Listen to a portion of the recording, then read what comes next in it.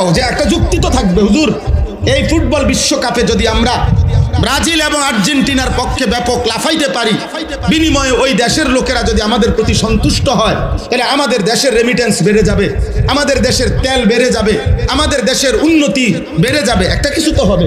সেটা কি বলো না আব্বা, বলো।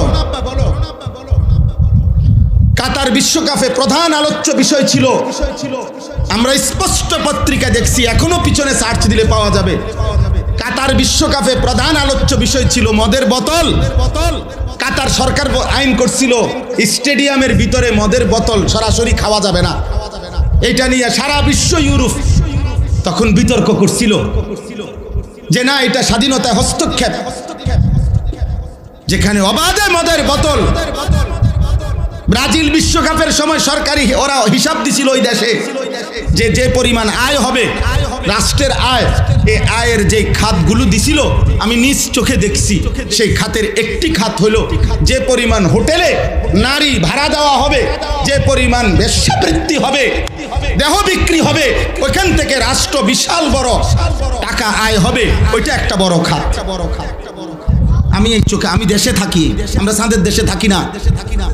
আমি জেনারেল লাইনে পড়ালেখা করা ছেলে, আমি কুমিল্লা ভিক্টোরিয়া কলেজ থেকে মাস্টার্স পাস করছি, সরকারি কওমি 2 লাইনে মাদ্রাসার থেকে পড়ালেখা শেষ করছি, আলহামদুলিল্লাহ।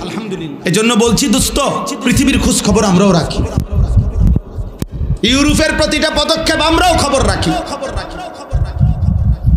বলো না আব্বা, তোমরা ইনসাফের সাথে বলো, একটা ছেলে এই একটি ফুটবল বিশ্বকাপকে কেন্দ্র করে কি পরিমাণ জুয়ার খেলা হবে, এক এক খেলোয়াড়ের নামে, দলের নামে কত কোটি কোটি ডলার জুয়া হবে। বলেন বলেন বলেন, খেলা হইল ফুটবল, কিন্তু 3 দেশে 3টা উদ্বোধনী অনুষ্ঠান হবে, 3 দেশের সম্মিলিত আয়োজনে 3টা উদ্বোধনী অনুষ্ঠানের মধ্যে অসংখ্য নর্তকী নাচবে। তো নারীর নাচের সাথে ফুটবলের কি সম্পর্ক? বলো না ভাই, ইনসাফ করো আব্বা, নর্তকীর নাচের সাথে ফুটবলের কি সম্পর্ক? বলেন।